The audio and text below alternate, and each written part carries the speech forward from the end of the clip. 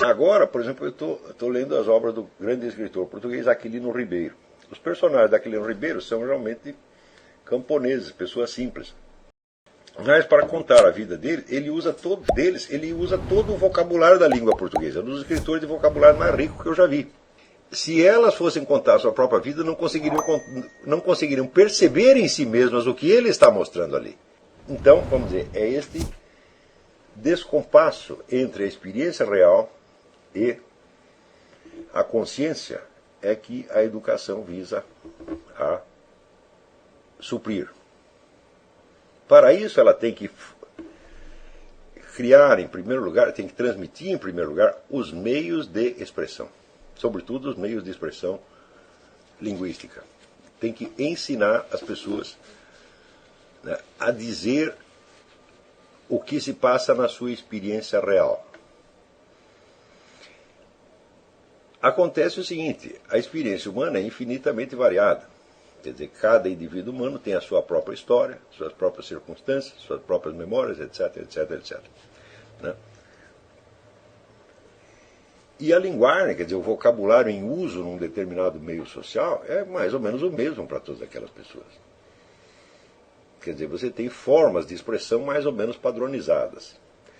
Somente os escritores, e quando eu falo escritor, não digo qualquer um que publique livros, eu estou falando de escritores que trabalham dentro de uma tradição literária, né, e que têm consciência dessa tradição e que aprenderam com ela, quer dizer, escritores de fato, né, somente os escritores se dedicam a flexibilizar a linguagem e enriquecê-la de modo que ela possa expressar experiências reais. Daí porque o aprendizado da literatura é essencial. Não no sentido em que ele é aprendido nas faculdades de letras, porque nas faculdades de letras as obras de arte literária se transformam em objetos de estudo. Elas é que são o objeto. Está entendendo? Ora, uma coisa é você saber usar uma linguagem e outra coisa é você tomá-la como objeto de estudo. Está entendendo? Então, por exemplo, você pode saber tudo sobre mecânica de automóveis sem saber guiar um automóvel. Mecânica de automóvel você aprende num livro. Um garoto que mal tem aprendido a ler, ele pode ler um livro de mecânica de automóveis e aprender tudo, mas ele não sabe guiar. Não é isso? Quer dizer, o pé dele não vai nem alcançar o acelerador, o breque, a embreagem. Entendeu? E por outro lado, você pode dirigir um carro perfeitamente bem sem ter a menor ideia de como e por que aquilo funciona. Basta isso para você perceber a diferença que existe entre você se apropriar da linguagem como meio efetivo de expressão e você estudar as obras de arte, né, da palavra como objetos. Né? Esses dois enfoques são tão diferentes que este segundo pode se tornar um obstáculo ao primeiro. Porque quando você toma de algo como objeto, você se desidentifica dele. Você perde aquela relação próxima, cálida, afetuosa com o objeto e você o considera friamente como uma coisa que está separada de você.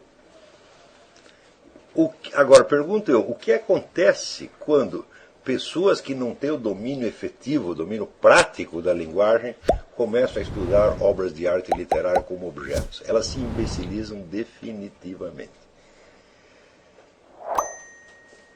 Está entendendo? Então se tornam pessoas incapazes de expressar sua experiência real e somente capazes de tecer considerações, tá certo?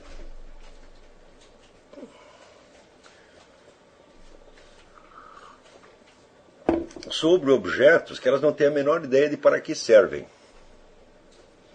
Tá certo? Então, é muitíssimo importante que nesta fase dos nossos estudos vocês não estudem obras de arte literária como objeto.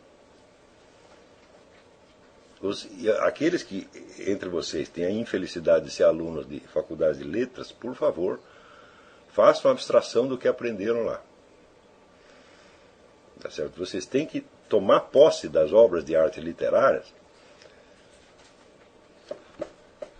como uma criança que está aprendendo a falar. Você vai ter que aprender a falar como esses escritores falam, de modo a você poder usar os instrumentos que eles criaram, usar os giros de linguagem, o vocabulário, tá certo? A sintaxe, tal, como um instrumento seu. O que você tem que aprender é a imitar esses escritores. Imite um, depois imite outro, depois imite outro, depois imite, vai imitando vários. Dessas várias imitações, tá certo? Você irá aos poucos compondo o conjunto de instrumentos expressivos que lhe interessa para os seus próprios fins. Está compreendendo? Depois de você ter essa experiência viva das obras de arte literária durante muitos anos, então daí você vai ter, vamos dizer, uma coleção de exemplos de obras de arte literária na sua mente, e você já terá absorvido o que essas obras podem lhe dar. Depois disso, você pode talvez até considerá-las como objetos e entrar em estudos literários. Mas se você fizer isso antes, você vai estar lesando a sua mente.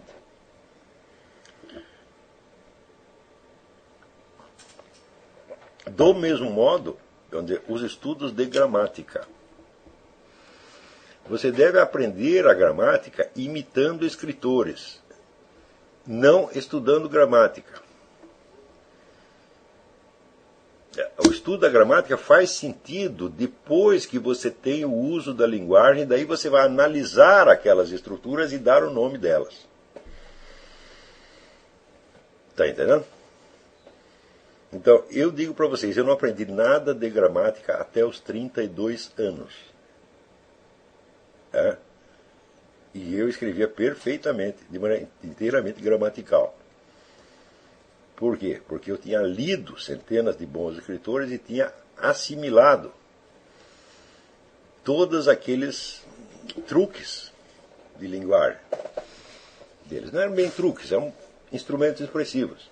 E simplesmente eu escolhia, vamos dizer, dentro do que eu tinha na memória, eu escolhia, vamos dizer, as palavras, as construções, certos encadeamentos, tal como eu necessitava deles.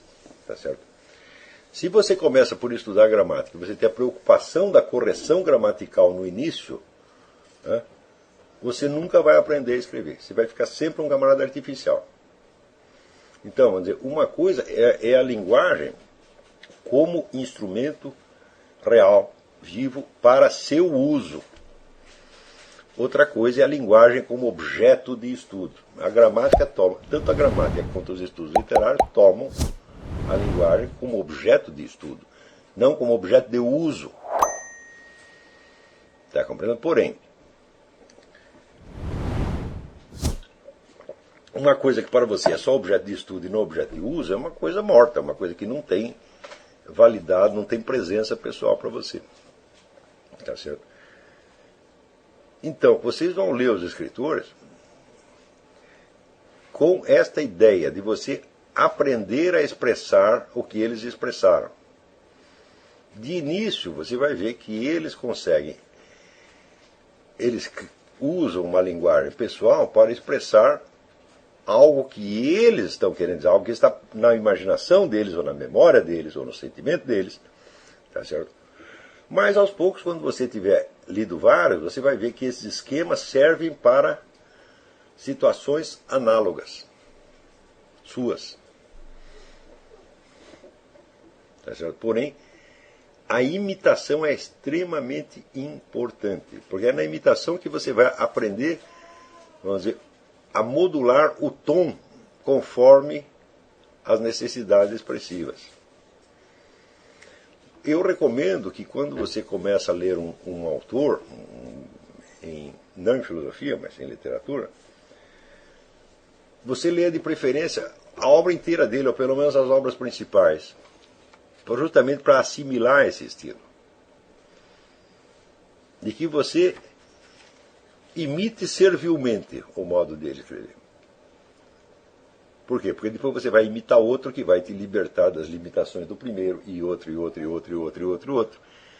Quer dizer, os males da imitação serão corrigidos pela própria imitação.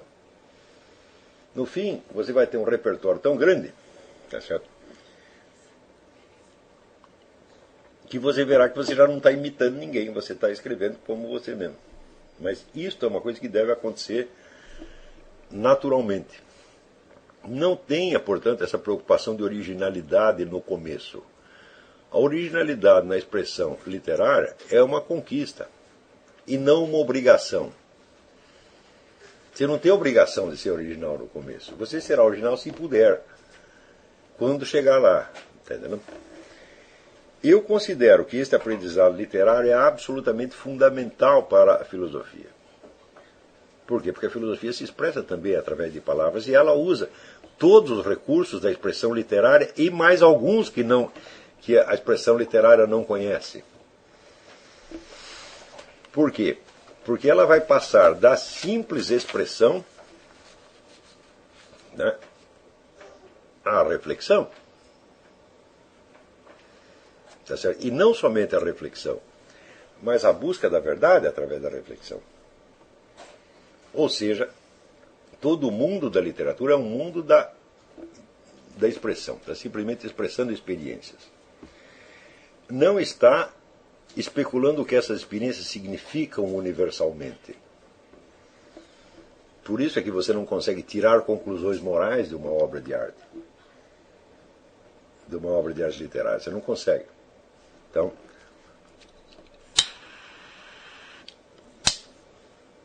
porque na conclusão moral você está passando da mera expressão da experiência para uma reflexão mais profunda, tá certo? Em face de critérios que se pretendem universalmente válidos. Se o romancista, o novelista, fosse parar para fazer isso, ele não ia poder acabar de contar a história, porque a mente dele ia se complicar de tal modo com questões teoréticas, não é isso? Que ele ia acabar escrevendo um tratado de moral, de filosofia moral, tá certo? Ou de psicologia, ou coisa assim. Então, vamos dizer, a passagem da expressão literária para a reflexão não é nem uma passagem direta. Você vê que na teoria dos quatro discursos existe o primeiro andar, que é a expressão da experiência, então é a poética.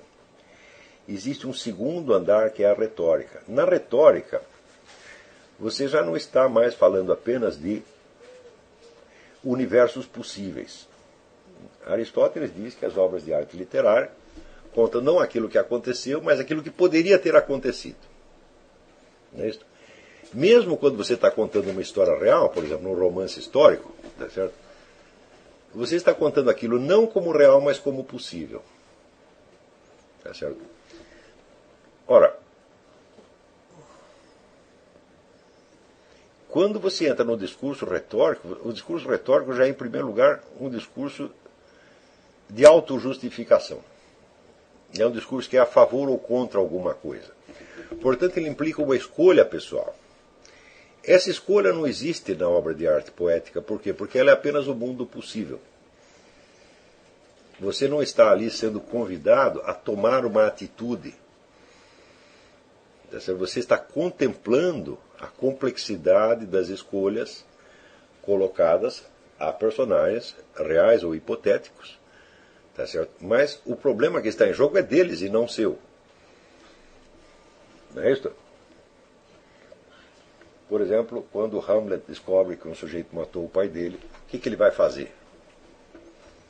Ele vai perdoar, ele vai vingar, tal. Bom, isso aí, felizmente, não aconteceu para a maior parte de nós não temos esse problema. Tá certo? Porém, existem algumas escolhas na vida que você tem que fazer realmente. Tá certo? E você vai ter que se persuadir delas e vai ter que persuadir os outros de que você está certo. Tá certo? Então aí que você entrou na retórica. É na retórica que entra então o problema das escolhas pessoais e dos valores pessoais. E só depois disso, só depois de você ter feito muitas escolhas pessoais e você ter percebido contradições entre elas, tá certo? Daí é que vai entrar o que é o exame dialético, que é a confrontação dos vários discursos retóricos possíveis. Isso quer dizer que na passagem da do estudo literário para a filosofia vai haver um salto. Este salto é dado através da retórica. Tá certo? Quer dizer que é o mundo das escolhas pessoais, é o mundo da vontade, é o mundo do poder, é o mundo da influência, tá certo? É o mundo da política, é o mundo da propaganda. Tá certo? Ora, portanto, este é um mundo, vamos dizer, que implica a mediação de toda a sociedade humana.